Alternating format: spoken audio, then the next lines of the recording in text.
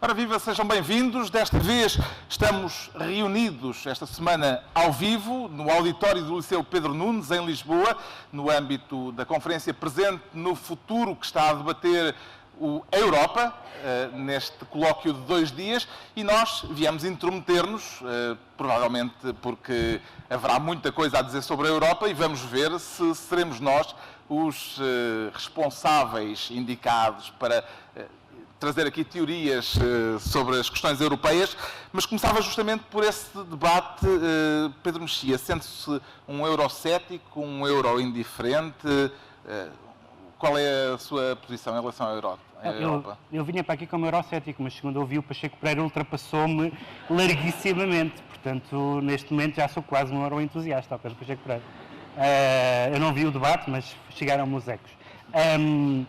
Mas, não, quer dizer, num depoimento que me pediram e que foi publicado no Diário de Notícias, disse que me sentia europeu e não cidadão europeu. No sentido em que a Europa, como realidade política e cultural, já existia antes da União Europeia e da CEE e vai existir depois, porque nenhuma instituição é imortal e portanto, sempre fui um eurocético. E no debate que tivemos à tarde sobre a questão cultural, falei um bocadinho também dessa decalagem que há entre uma decalagem já é bom, porque já é uma palavra, exato. Uma decalagem entre uma ideia muito, digamos, idílica ou idealizada da Europa e depois a realidade concreta. Eu dei um exemplo de um dos livros que era sugerido como biografia, que é um livro do George Steiner, chamado A Ideia da Europa, e que tem esta coisa que eu observei várias pessoas até nas livrarias, que foi George Steiner, A Ideia da Europa, prefácio de Durão Barroso. E eu vi várias pessoas que sentiram que havia, que havia um salto de expectativas entre o que esperavam de George Steiner e de Durão Barroso. E podia ser, não é por ser Durão Barroso, podia ser qualquer outro líder europeu, talvez com exceção de Jacques Delors. As pessoas esperavam que fosse o contrário, não é? O texto do Durão Barroso Steiner fácil. Ricardo, euro o quê? Eu, entre eurocético e euro-indiferente... E euro qualquer coisa? Sim, eu se fizer um esforço de concentração, eu consigo aliar o ceticismo à indiferença. É uma das minhas qualidades. E normalmente é assim que eu estou relativamente à Europa, exceto à terça e à quarta. Quando há Liga dos Campeões, eu ligo mais à Europa. Aí é um euro-entusiasta. Sim, normalmente dou tanto valor à Europa como o Primeiro-Ministro à Constituição. É uma coisa que eu não... Sei que existe, mas não ligo. E o João Miguel Tavares é um cidadão europeu ou apenas um europeu, para usar a dicotomia do Pedro Mexia? Como vocês sabem, eu sou entusiasta sobre quase tudo e, portanto, isso também se aplica à Europa. Mas é muito irritante isso. É, não é? É por razões também biográficas, porque eu sou, antes de mais, cidadão de Porto Alegre. E foi onde eu nasci e onde cresci. E em Porto Alegre, a cidade mais próxima, decente, digamos assim, é Badajoz. E, portanto, eu levei toda a minha infância a ir comprar caramelos a Badajoz. Um pequeno momento de candura. Isso é a formação da tua ideia da Europa, é? E então a minha ideia... É essa a minha ideia da Europa, exatamente. Eu pensei que a minha da Liga dos Campeões era real. Não. A minha fica-se pelos caramelos. Eu fui parado tantas vezes naquela fronteira de Elvas e os carros dos meus pais revistados que é impossível eu não me sentir um cidadão europeu desde que consegui começar a passar aquela fronteira sem ter que parar na alfândega e ser revistado pela polícia. Vê-se que o Governo de Sombra tem muito a dizer sobre a ideia da Europa. Liga dos Campeões, caramelos e Steiner com Durão Barroso. Liga dos Campeões, caramelos e Steiner. Bom, estas são as questões que ao longo destes 2 dias, hoje e amanhã, estão em debate aqui no Liceu Pedro Nunes, em Lisboa. Mas nós temos uma longa agenda pela frente, uma agenda dominada pela campanha autárquica. Havemos de falar disso mais adiante. A campanha começa oficialmente na terça-feira, mas na prática já começou, já há cartazes por todo o país. Daqui a pouco havemos de eleger aqui o cartaz mais sugestivo desta campanha autárquica. Vamos fazê-lo com todo rigor, de braço no ar. Vamos pedir ao nosso público que escolha aqui o cartaz mais sugestivo desta campanha autárquica. O Ricardo Araújo Pereira, agora vamos distribuir pastas, quer ser Ministro da Reinauguração. Exato. Está a querer inovar politicamente, Ricardo? Não se trata de inovação porque já foi feito. Já se fez. Sim, esta semana o Primeiro-Ministro e o Ministro da Educação reinauguraram 2 centros escolares que já tinham sido inaugurados no ano passado. Em Oliveira do Bairro? E noutro sítio. Não, é os dois no Conselho de Oliveira do Bairro. Sim, é o Centro Sim, Escolar sim. de Bustos e o Centro Escolar do Troviscal. Exato, eu li a notícia com atenção. O que é que sucede? Eu adorei a ideia. Gostava de a ver alargada até a outras Pareceu-lhe obras. mal? Não, pareceu-me ótimo. Gostava de ver alargada a ideia a outras obras porque, por exemplo, os Jerónimos. Outra vez, eu falhei a primeira inauguração. Gostava de poder ver reinaugurado e, sobretudo, gostava que isto, enquanto modelo escolar, fosse alargado e intensificado. Por exemplo, na terça-feira, o Sr. Ministro da Educação vai inaugurar a C+S de 70 vezes. Começa às 9h30, inaugura uma vez, às 10 repõem-se os croquetes, vai-se... Os mesmos? Não, novos croquetes, vai-se buscar uma fita nova, corta e assim sucessivamente até às 5. E é um investimento que eu acho, em professores eles não investem, mas eu acho que neste tipo de evento, Isto e era hora de pôr os miúdos na escola, Isto porque da reinauguração como têm fome e há sempre as pipes. Haverá aqui alguma coisa que tenha a ver com eleições autárquicas, o Troviscal e Bustos? Não. Eu acho que é a habitual e conhecida má vontade de Ricardo Araújo Pereira em relação a este governo. É porque eu acho que se a moda da reinauguração tivesse pegado, o déficit não tinha chegado aqui. O grande problema, Portugal endividou-se desta maneira porque se estava constantemente a inaugurar coisas novas. E Portanto, se as pessoas tivessem parado e tivessem estado, lá está, a reinaugurar os Jerónimos ou qualquer coisa que tivesse acontecido antes de 1975, nós hoje em dia não teríamos estes problemas que tanto afligem o país. Portanto, eu acho uma excelente ideia, Será que reinaugurar dá votos, Pedro Mexia? Sim, mas é uma modalidade de uma atitude política que já existia, como, por exemplo, há uma coisa que dá votos, que é anunciar, por exemplo, obras. O governo anterior, por exemplo, também tem algumas histórias para contar nessa matéria. Porque reinaugurar, apesar de tudo, eles vão a sítios que já existem. Mas lembro-nos que já houve governos, não só o anterior, vários outros, que tiveram ou tentaram fazer manobras eleitorais anunciando coisas, que é a coisa mais fácil. Vai ser lançada, não é foi lançada. Há de ser. Estamos a planear lançar esta autoestrada. Isto, num certo sentido, ganha votos, mas também, num certo sentido, não é nada.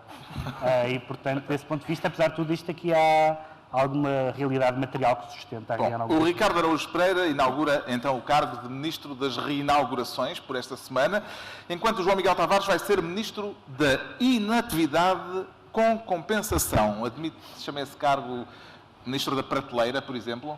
Não admito. Inatividade com compensação não é a mesma coisa que ir para a prateleira? Não, porque a própria prateleira é hoje uma instituição em crise. Na melhor das hipóteses, é uma instituição em crise. Na melhor Depende das do que estiveres a falar. Não. Mas pronto. Ok. Admito. Ok.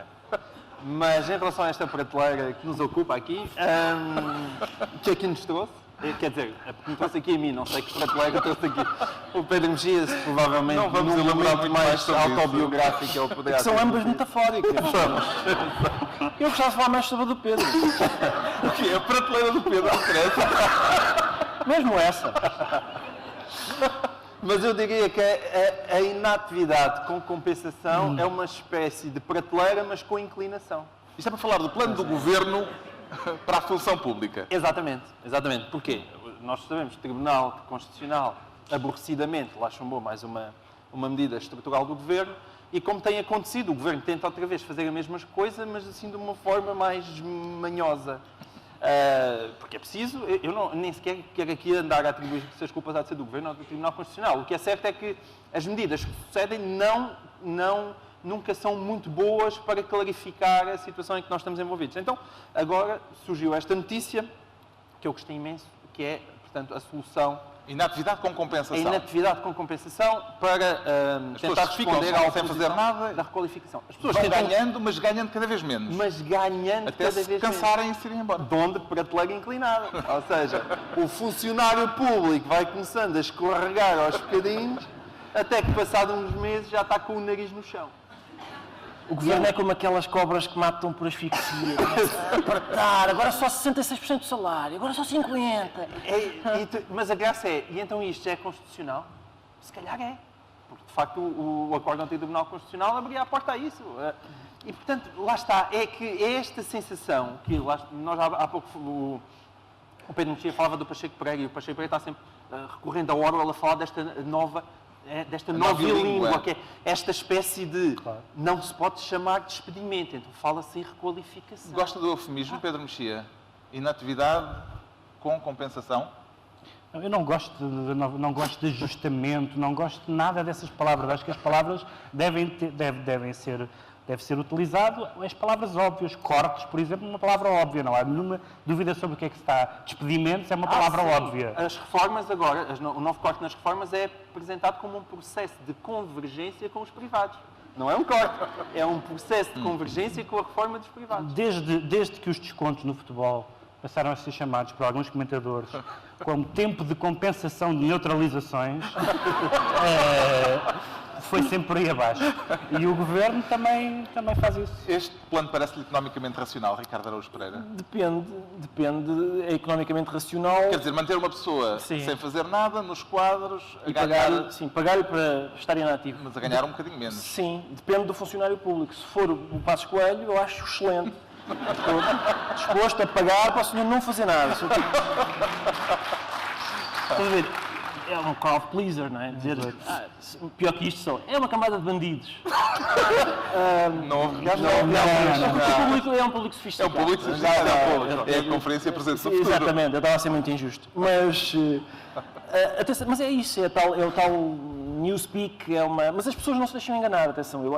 As pessoas sabem exatamente o que é que requalificação quer dizer. Eu ouço no trânsito, não se faz o pisca, estou requalificado contigo. As pessoas sabem exatamente o que é que isso quer dizer. E, portanto, basicamente isto é o purgatório do desemprego, é o que é a requalificação e a inatividade com compensação. Pronto, o João Miguel Tavares é, portanto, Ministro da Inatividade com Compensação. Depois da prateleira falamos mais tarde. O Pedro Mexia escolhe o cargo de Ministro do Mandato. Quer ser mandatado para quê, Pedro Mexia? Muito rapidamente, nós não falámos aqui do programa ainda da Síria e não vamos falar hoje também. Um assunto. É um assunto, mas queria falar até porque já fica na Ásia. Podemos falar mais depressa, porque há cartazes engraçados. Basicamente é isso. Mas isto é dedicado a questões europeias. A questão europeia. E isto é uma questão europeia, embora toque também no tema da Síria, que foi o facto de um governo apresentar uma medida importante, como são em geral as medidas de política externa e as medidas que têm a ver com a guerra e com a paz, e não só ser chumbado no Parlamento, estamos a falar do Parlamento inglês, e estamos a falar da intervenção na Síria, isto já foi há umas semanas atrás, portanto as coisas evoluíram, mas, e portanto criando uma divergência entre a Inglaterra e os Estados Unidos, como não existia talvez desde o Canal do Suez, mas o mais importante não é isso, é um governo, é um Parlamento em que os deputados vão representar quem os elegeu, que é um conceito revolucionário. O primeiro-ministro inglês não disse aos seus deputados, os senhores votem isto, mas os deputados... Votaram como lhes deu na cabeça? Não, votaram como os seus eleitores, e sabia-se as sondagens que havia sobre a intervenção da Inglaterra na Síria, os seus eleitores não queriam, e eles não votaram respeitando o mandato que lhes tinha sido dado pelos eleitores e não pelo Primeiro-Ministro. E eu achei este conceito novo, inovador, tão inovador, que é impossível isto acontecer em Portugal. Então, numa coisa, quando alguém perde, quando o Governo, por exemplo, perde votações, é porque o líder da bancada não fez as contas e há 3 pessoas de férias e tal. Nunca é por discordâncias de fundo. E eu acho que isto foi um momento democrático excelente para a Europa. Em relação à Síria, brevemente, a sua fé em Obama, João Miguel Tavares, não vacilou esta semana? Jamais vacilar a minha fé em Obama. Jamais. Isso é uma impossibilidade. As pessoas têm muita pressa sempre em despachar Barack Obama, seja como um líder fraco, como alguém que não é capaz de fazer as coisas, mas o que é certo é que em praticamente tudo onde ele se empenhou a fundo, não se tem saído mal. E o que está a acontecer na Síria... americanas. Não internacionais. Tipo Bin Laden, assim, não é? Correu-lhe tão mal. Não, Portanto, matou, é o que tu queres dizer, sim, né? Desse ponto de vista, sim. Tu querias matou bastante bem. Matou bastante bem. Ofendia a consciência católica, Pedro Mexia e Bin Laden, Vivinho da Silva. Não, o que eu acho é que somos muito apressados a julgar, e as pessoas agora, nomeadamente depois do famoso artigo no New York Times de Vladimir Putin, novo colunista famoso do New York Times, em que escreve um texto surpreendentemente interessante, embora muito tricky, vá para usar uma expressão inglesa, e as pessoas começam a apontar o dedo ao Obama e dizer este líder fraco estava a ameaçar bombardear a Síria e agora já está a querer voltar atrás. Mas a questão, eu acho que ainda é cedo demais para chegar a alguma conclusão. Claro que recua, tinha que recuar. Não sei se recuou. É o que eu estou a dizer. Não sei se recuou. Depende do papel da Rússia. Se a Rússia, de facto, agora ficar com o vespeiro da Síria nas mãos e com a responsabilidade de resolver ali, não me parece necessariamente uma derrota. Acho que ainda se está, basicamente, a meio do jogo. Está toda a gente nos balneários e é preciso esperar pela segunda parte. Obama ou Papa Francisco? A pergunta que se impunha. O Papa disse que há certas guerras que só são lançadas para vender mais armamento militar, ainda quando Obama estava a planear uma ação militar na Síria. Sim, e essa frase parece bastante sensata, mas ainda assim eu escolho Obama porque sempre que os Estados Unidos intervêm militarmente no Médio Oriente, nós sabemos que a paz e a harmonia estão garantidas. E, portanto, se eles dizem que têm provas de que há armas químicas na Síria, eu acredito, porque eles normalmente são meticulosos nisso e nós ainda estamos à espera das provas das armas de destruição maciça no Iraque. Armas químicas na Síria é razoavelmente evidente que há. Certo, mas quem eles são é outra quem são, coisa. pois, mas eles dizem que têm provas de que é o regime que este tem. E eu sei que eu ainda estou à espera das provas das armas de destruição maciça no Iraque, porque eles são tão meticulosos na documentação, estão a reunir, com cuidado. E quando isso saiu, eu tirei 6 meses para ler esse dossiê. Porque eu estou muito interessado em... É uma torre do tombo só para isso. Vamos esperar, então. Pronto, estão entregues as pastas nesta reunião especial do Governo Sombra, desta vez ao vivo, perante uma plateia repleta de gente que passou o dia a ouvir falar de questões europeias. Daqui a pouco vamos pedir que nos ajudem a escolher aqui no Liceu Pedro Nunes o cartaz mais sugestivo da campanha autárquica, que também é europeia, e verão. Por agora, o Ricardo Araújo Pereira declara-se empobrecido. Meteu-se nos swaps, Ricardo Araújo Pereira? Não. E porque se tivesse metido agora era secretário de Estado e eu não tenho, não tenho vida para isso. Então, o que é que lhe aconteceu? Aconteceu-me que vi aquele... Eu acho que temos imagens, não é? Imagens e som. Vamos ter, sim. Vamos ter este Parece as duas ao mesmo tempo. Do barítono Passos Coelho em 2 momentos diferentes. É isso. Só fazer um compasso de espera. Vamos esperar. Nós sabemos que só vamos sair desta situação empobrecendo em termos relativos, em termos absolutos, até na medida em que o nosso PIB está a cair. Ninguém, no seu juízo perfeito, à frente de um governo ou à frente de uma autarquia, quer fazer empobrecer as suas comunidades. Ora bem, isto foi esta semana. A primeira declaração tinha sido em outubro de 2011. Estas duas pessoas estão manifestamente em desacordo. Um bocadinho, sim. Há um anúncio a um medicamento para a memória em que O do elefante. Sim, há um elefante atrás da pessoa a tocar no ombro com a tromba para dizer: ei, esqueceste disto. O Passos Coelho precisava de uma manada de paquidermos.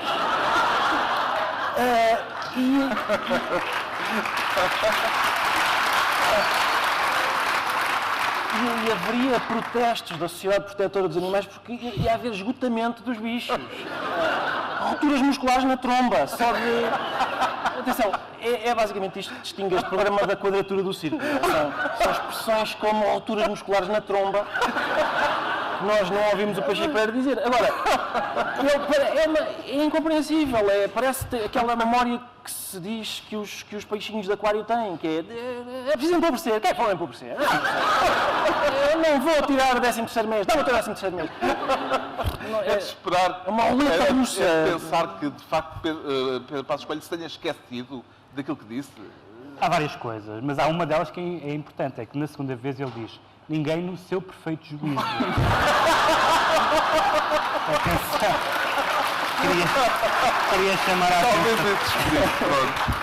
Mas quer dizer, vamos lá ver, não é inédito, aliás, há arquivistas da net muito hábeis a desencantar imagens políticos, a dizer do Paulo Portas a dizer se eu for ministro interno e coisa do género, nos anos 80 e não sei o quê. Portanto, daí não há. Agora, mas apesar de tudo, há uma diferença temporal que justifica um pouco mais a mudança. No caso de Paulo Portas também não se pode falar muito mas a disso, história acelerou. A história acelerou. A história acelerou, só Epá, pode ser isso. eu até estou com medo. a sério. Acredita mais no primeiro-ministro de hoje ou nos há 2 anos? Eu João já Miguel estou com Tavares? medo, tendo em conta que estamos dentro de uma vasta plateia. O João Miguel Daquilo que eu vou Tavares dizer a seguir. vai defender o primeiro-ministro. Não, vou, mas sabes que... Podem atirar coisas. Não! É que, mais uma vez, vocês e eu não tirámos as cadeiras de lógica na mesma universidade. É porque há tanta coisa que se pode pegar em contradições do Primeiro-Ministro. Ainda hoje a Fernanda Queixa escrevia um texto sobre isso no Diário de Notícias. E vocês foram buscar uma que, desculpem, mas aquilo não é contraditório. Uma pessoa dizer, nós sabemos que só vamos sair desta situação empobrecendo. E dizer, ninguém quer fazer empobrecer as comunidades, não é contraditório. Mas olha que foi sem querer, se foi sem querer, ele conseguiu. Não, pois foi, mas é esse lado, é que não é contraditório, é como dizer, olha, tens que engolir o óleo de fígado de bacalhau, eu não te o queria dar, mas tens que o engolir. Portanto, neste caso específico, aquilo não é uma contradição, meus senhores, desculpem lá. E é este lado que eu, às vezes nós nos deixamos levar muito facilmente nestas palavras, que eu acho que é preciso um bocadinho mais de rigor. Ou seja, não estamos aqui a fazer nada, portanto, rigor não é connosco de qualquer maneira. Irrevogável é irrevogável para ti? Não, irrevogável é irrevogável. Irrevogável, os reformados basta agarrar no programa eleitoral do PSD e comparar com o que o Pedro Passos Coelho está a fazer hoje em dia, não há dúvida. Aquilo é contraditório do princípio ao fim. Mas isto não. E é este lado, às vezes, um bocadinho pavloviano, que eu acho que nós não podemos ter. Temos que ser mais... Mas isso estragava a pilharia toda do do programa. Lamento, é por isso que eu estou... Mas eu estou arrependido de estar a dizer isto. Eu peço desculpa a todos. Bom, está explicado o Podem fazer envolvimento do Ricardo Araújo Pereira e o João Miguel merece uma veia só para vir aqui estragar o... Podem. Olha, não tive. Agora, não tive. Obrigado. São pessoas educadas. Vocês são os Os lados dentes estão a veiar. Às tantas até acreditaram nos meus argumentos. Duvido. Pense na cara das pessoas que não. Pronto, agora o Pedro Mexia candidato. confessa-se aclarado. É uma questão de melanina? Sim, estou quase albino. Não, mas não, tem a ver com essa aclaração que podia ter havido há tantos meses. Vamos entrar na região autárquica. Vamos entrar já na região autárquica, porque era tão fácil, tendo havido uma lei cuja interpretação era tão controversa ao ponto de haver os des e as das, como foi a lei da limitação de mandatos, era tão fácil o Parlamento ter feito uma aclaração dessa lei e ter-se poupado este espetáculo um pouco deprimente de, inclusivamente, os autores da lei. Paulo Rangel escreveu para aí 10 artigos no Público a explicar o que é que a lei queria dizer. Sendo que foi o que escreveu, supostamente. Quando não era, uma lei não devia ser preciso escrever, não devia precisar de artigos a dizer o que é que quer dizer. Uma lei, se não é clara, não cumpre uma das suas funções mais básicas. E o PSD, esta semana, acusou o PS, e o PS não negou completamente, ou pelo menos as respostas que eu vi do PS não eram uma negação total dessa acusação. O PSD acusou o PS de ter rejeitado uma proposta de declaração dessa lei. Aliás, o PS, quando começou a questão da limitação de mandatos, em que o PSD era contra, e o PC era contra, e o Bloco era a favor, e o CDS, as duas coisas, como é próprio do CDS, e o PS disse, não temos nenhum candidato nessas situações. Foi uma posição de Estado sobre uma... Por acaso até tinham. Foi uma posição de Estado sobre o assunto. E Sabes que é o equivalente político a não me doeu? Pois é isso, é isso mesmo. E podia ter-se resolvido esta embrulhada. O Tribunal Constitucional decidiu, à beira das eleições, com uma interpretação discutível, mas pelo menos resolveu a questão por agora. Mas foi pena que isso não tivesse sido discutido há uns tempos quem foi? Foi Macário Correia que pediu uma aclaração de uma sentença em que o Tribunal disse está claríssima, a sentença está clarinha. Neste caso não era Neste caso não era, mas neste caso é que era preciso. A lei de limitação de mandatos e a confusão que ela gerou poderão influenciar de algum modo os resultados das autárquicas, João Miguel Tavares? Não, porque justiça seja feita ao PC. Eles não vieram ligaram tarde demais. Eles não ligaram ao mínimo. Toda a gente continuou por ali fora. Ninguém disse, pois isto é aborrecido. Neste caso, um tribunal decidiu que então não vou avançar com a candidatura. Toda a gente esteve nas tintas aos tribunais de primeira instância, esperando pelo Constitucional. O Constitucional disse que podiam recandidatar-se e, portanto, toda a gente ficou feliz, exceto o Partido Socialista e provavelmente António José Seguro nas noites das eleições, se aquilo lhe correr mal. Aí pode ter sido uma derrota grande. E permite agora a vários candidatos vitimizarem-se dizendo que queriam ganhar na secretaria. Não é bem disso que se trata, diria eu, mas enfim. Trata-se de preservar dinossauros. Foi o termo que se convencionou para autarcas que estão há muito tempo no poder. É a favor a preservação dos dinossauros? Como bom paleontologista não é? Sou. Eu faço sempre o carbono 14 nas eleições autárquicas para ver quem são os mais antigos. Mas eu acho que esta lei, que permite a candidatura dos dinossauros, tem de ser entendida em conjunto com aquela de que vamos falar a seguir, que é aquela que vai fazer com que não haja debates. Ou seja, os dinossauros podem se candidatar e não há debates. Porquê? Porque a gente conhece a maior parte dos candidatos desde 1979.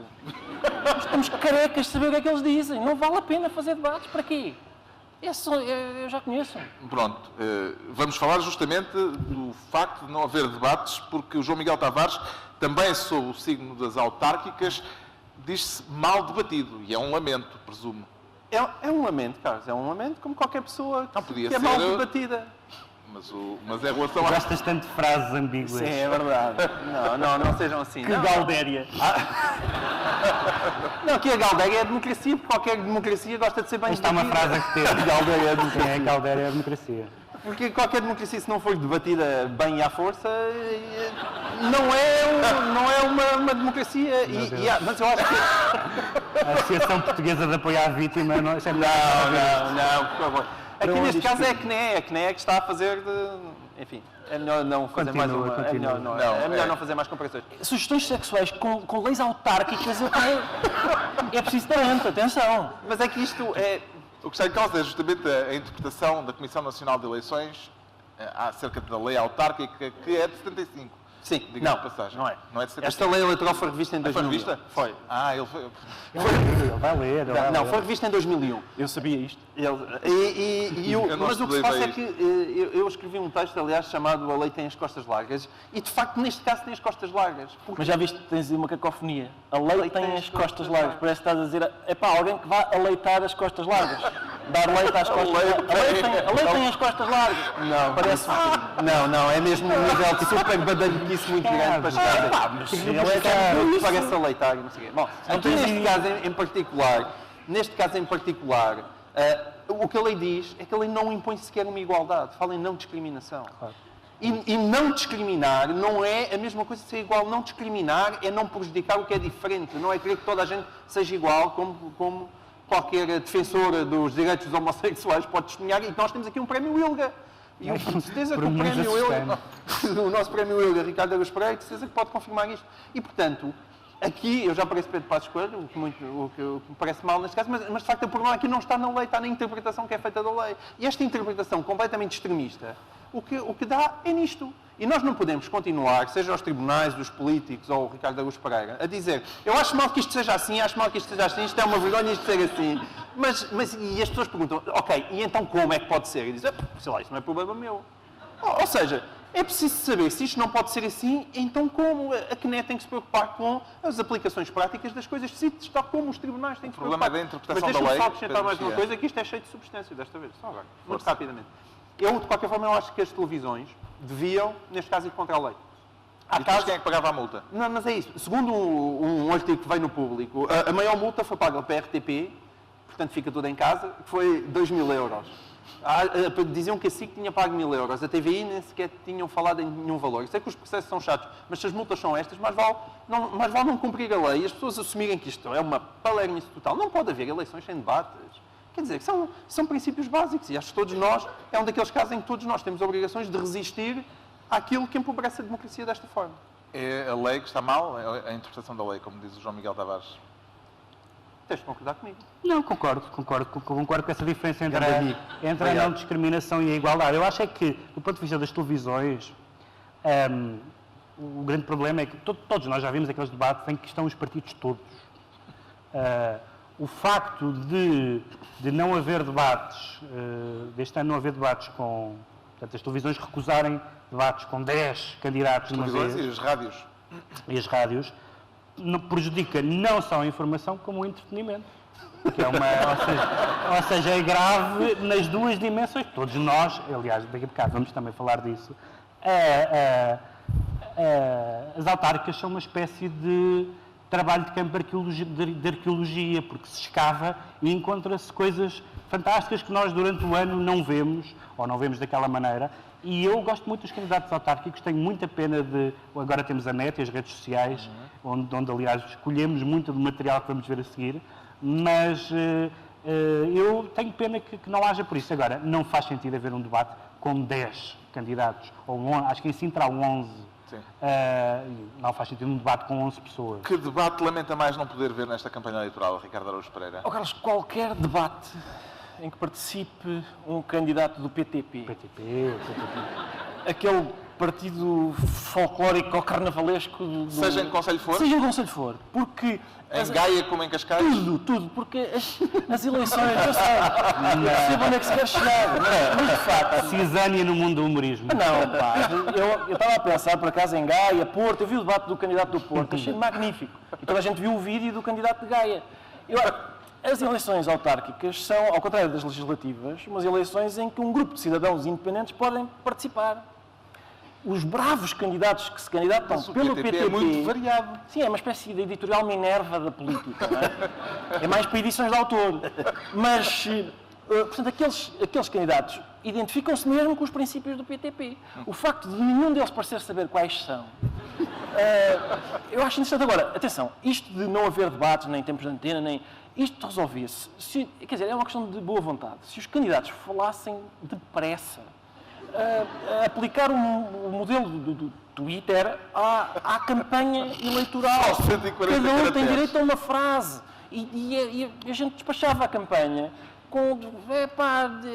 é preciso aqui uma rotunda, vamos baixar o IMI, viva Cantanhete, vota Centeu, vota Centeu, vamos deitar, vamos lá acabar. Está feita a campanha. E é isso que vamos fazer. E agora vamos votar. Vamos votar. A campanha começa oficialmente. Cada um de nós advoga relativamente ao seu conjunto de cartazes escolhidos, ou não? Claro, E dos outros também. Eu vou advogar dos outros. Vai haver campanha, vai haver campanha. Aqui há campanha. Aqui há. Esperemos que a Comissão Nacional de Eleições depois não diga que... Não tiveste essa preocupação de equilibrar os cartazes? Não.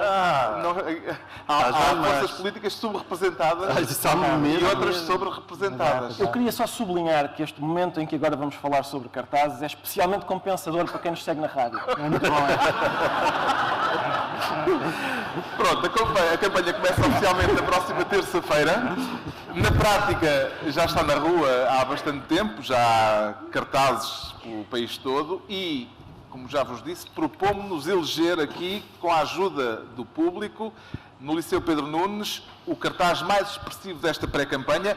Fizemos uma pré-seleção, tinha de ser, e vamos pedir à plateia que eleja de braço no ar o cartaz vencedor. A cada cartaz apresentado, depois da campanha eleitoral que os membros do Governo Sombra vão fazer em prol desse cartaz, haverá uma votação e nós contaremos com todo o rigor quantos braços estão no ar e, no fim, apresentaremos... Excepcionalmente, é um momento meio absurdo no Governo Sombra, porque as pessoas vão estar a votar em cartazes sem saber se os outros são melhores ou não. Não tem interesse. Vamos avançar. Pode haver um empate. Nós abrimos a hipótese de haver um resultado exécuo. Vamos então ver o primeiro. É do MIFRO. O MIFRO é o Movimento Independente da Freguesia de Oiã. O cartaz diz: o MIFRO tem um rosto e por azar é este.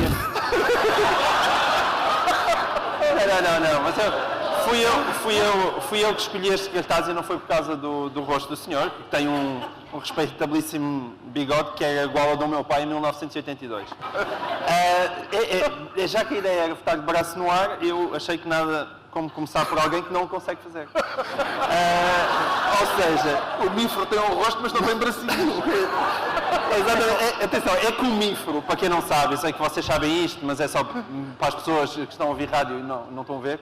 MIFRO significa Movimento Independente da Freguesia de Oiã. Que é uma freguesia do Concelho de Oliveira do Bairro. Exatamente. Que é o mesmo, isto é para verem como isto está tudo ligado, é o mesmo onde aconteceram esta semana as reinaugurações. Lá está. Pronto, faz tudo para andar. Olha, Qual é a graça disto? A graça disto é que a guerra pela independência em Oiã deve andar violentíssima ao ponto deste senhor ter sofrido uma emboscada com Photoshop e ter ficado sem história para si. Desculpa lá, João Miguel, há que fazer uma análise semiótica séria do cartaz que tem uma mensagem política, que é um candidato sem braços não rouba. Não...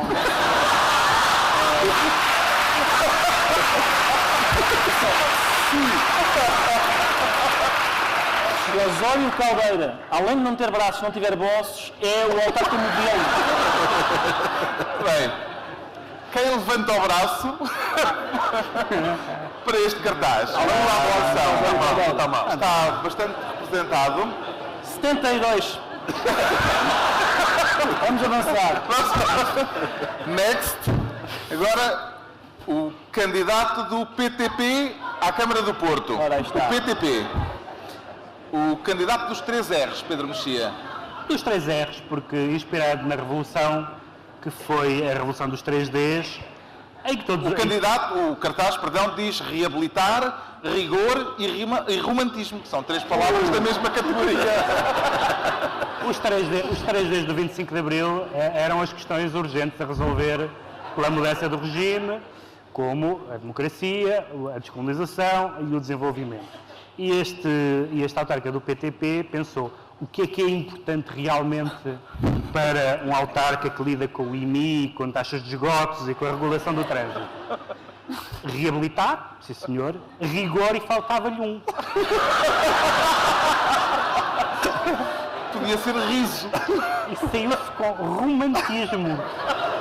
Essa categoria tão necessária ao bom autarca. E, portanto, gosto muito Mas dessa. atenção, não está claro se este romantismo é o movimento estético ou se é a qualidade daquelas pessoas que gostam de oferecer rosas e de jantar à luz de velas. Pode ser, em princípio, é o primeiro, por contraponto com o surrealismo que costuma dominar a vida autárquica. Este senhor propõe o romantismo, para variar. Pronto, vamos votar. Fraquinho. Quem vota? Não, fraquinho. está fraquinho este. 12. 12. O primeiro era aqui, 72. Pega lá que eu vou pôr. O primeiro era o 72. 72, 12. Exato. As atas ficam a cargo de Pedro Mexia. Pronto. Agora associamos 2 cartazes. Um do Conselho de Sintra, o outro de uma freguesia de Santo Tirso. Sim, atenção. E o Ricardo é que quis associá-los e eu não vejo porquê. Mas só por uma questão que às vezes é preciso, em política, ter algum cuidado consoante as localidades em que concorremos e os slogans que fazemos. E um slogan como fazer por Sintra ou todos por Negrelos são slogans que não podem, por exemplo, ter lugar em 2 localidades em Portugal, as 2 com o mesmo nome, uma em Belmonte e outra em Moimenta da Beira, que é a localidade de Caria. Fazer porcaria e somos todos porcaria.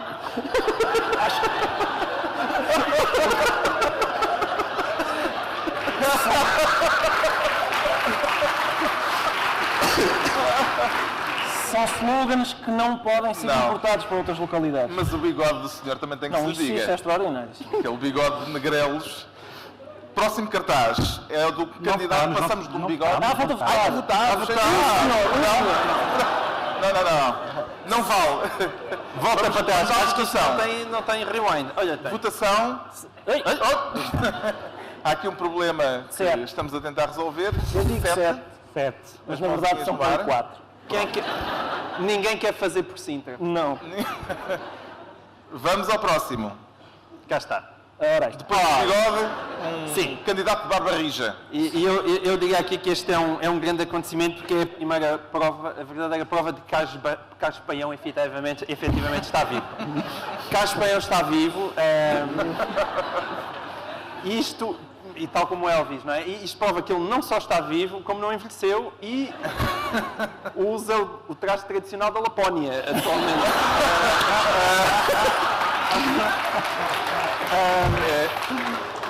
Emanuel Pereira, confiança na CDU. Sim, e o primeiro candidato a Canelas, que é mais uma prova porque é porque isto prova que estamos mesmo em 1976, porque ele é o primeiro candidato a Canelas, o que demonstra que eu acho que é Carlos Paião, isto é claramente Carlos Mais Paião. alguma anotação? Não só para quem nos segue na rádio, é uma pessoa com uma quantidade de cabelo intimidatória. Então vamos votar. Vamos a isso. Quantos? Ricardo. O Ricardo é que é o 23. coordenador. 23. Isso mesmo. Vamos avançar. Está pecado, pá. Pois já.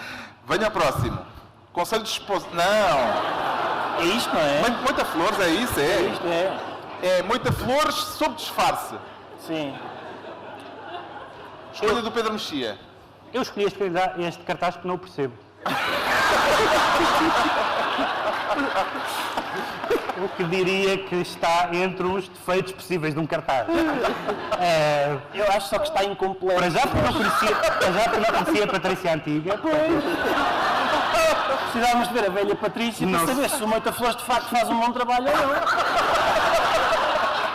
Não sei se esta é a nova, não sei se ela tem alguma coisa nova. A fotografia não permite, é um cartaz enigmático e foi por isso que eu escolhi.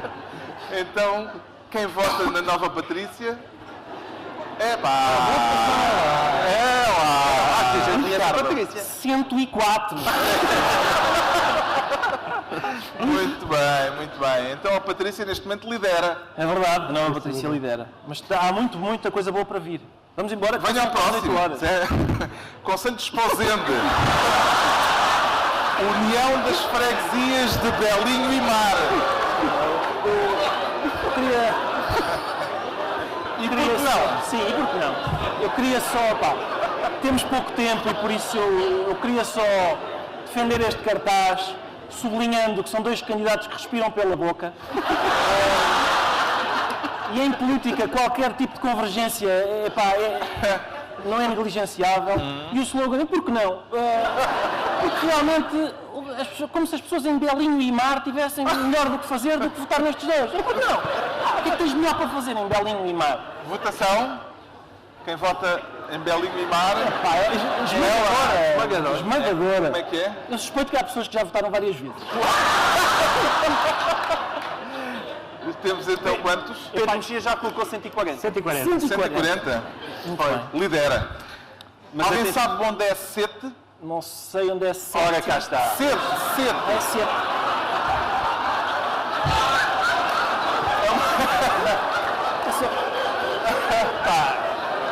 A primeira coisa, eu diria...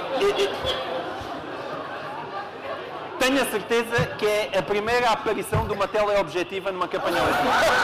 Para começar... Mas, ó João Miguel, isto é significativo, porque significa que este senhor está longe de Sete. Ele está para aí em 4. Ver de longe, não, mas para 7. Não, mas eu ainda por cima sou um admirador do Janela Indiscreta e, portanto, eu acho que isto é a primeira vez que o voyeurismo é apresentado como programa eleitoral. E se o senhor espreitar as vizinhas do seu bairro e for apanhado enquanto elas tomam banho, ele vai dizer, peço desculpa, mas estou apenas a cumprir o meu programa eleitoral. E, portanto, Carlos Gonçalves é um homem É brilhante. muito inquietante. Não votes em mim, não, que eu mostro as fotos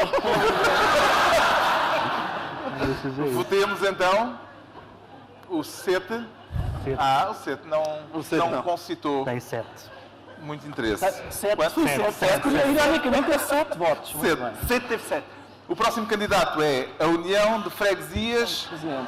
de 3 freguesias, com 3 protagonistas. Sim. E é uma candidatura mais heterogénea. São porque 3 freguesias do Conselho de Figueira de Castelo Rodrigo, do Distrito da Guarda. aparentemente são pessoas em estádios de evolução diferentes.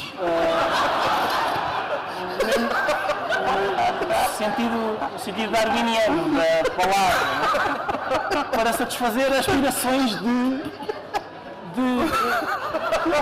cidadãos, enfim, vários tipos de 2 cidadãos. senhores e uma senhora. Cidadãos que ainda não sejam homo sapiens sapiens têm também um representante, alegadamente. Para não dar a processo. Não, nada disso. Então, quem vota nestas 3 freguesias? Uma pessoa. Duas, ali outra. Quem dá mais? O próximo é o melhor exemplo, depois de Fátima Felgueiras ter sido presidente da Câmara de... Ainda não. É uma série. É uma série. São os cartazes de terras com nomes esquisitos. Isto é só para Pedro Mexia pôr ordem nisto.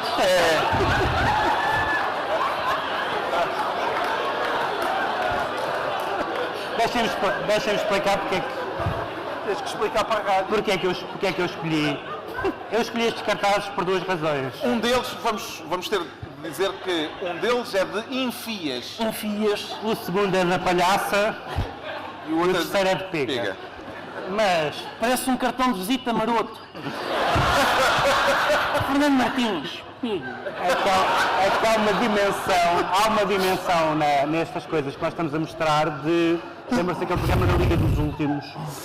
Em que o país urbano descobre pessoas que não só têm maus designers, como têm fraco conhecimento da língua portuguesa, etc. E muitas das coisas que nós achamos aqui graça, e que realmente têm graça objetivamente, na verdade não tem graça nenhuma. Enfias não tem graça nenhuma, é o nome de uma terra. Mas lembra aqueles artigos do Miguel Esteves Cardoso sobre os nomes das terras portuguesas, o Val da Gaita e não sei o que mais. Mas realmente, Enfias tem futuro, é um slogan ganhador, sendo que a palhaça também tem futuro, porque connosco uma palhaça de futuro é um slogan muito bom. E eu... Passar ao próximo. Não, deixa-me só dizer que eu admiro um homem que se apresenta assim, Fernando Martins Pega. Quem vota? Votos, quantos são? 38. 38? Não, são mais, mas pronto. Não se sabe se é um cartaz ou se é um anúncio do Correio da Manhã. Agora, São as duas coisas. um candidato com uma vantagem natural, Sim, logo sim. à partida, pelo nome escolhido, dado o conselho em que se candidata, uma frase. A frase é... Eu quero aqui denunciar Carlos Vaz Marques, porque foi ele que descobriu este cartaz e colocou-me a mim a comentá-lo. Não, foi o nosso realizador, Luís Salvador. Foi o Luís Salvador. Então, deixa estar o Luís Salvador. É que eu não se pode fazer piadas com chamusco e queimado nesta altura. Até é melhor passar já ao próximo. Passemos ao próximo, que é o último. Votar. Olha, nós não argumentamos e o pessoal não liga. 9? É isso. Agora o último cartaz, que é de alguém que deve ter visto muitos cartazes.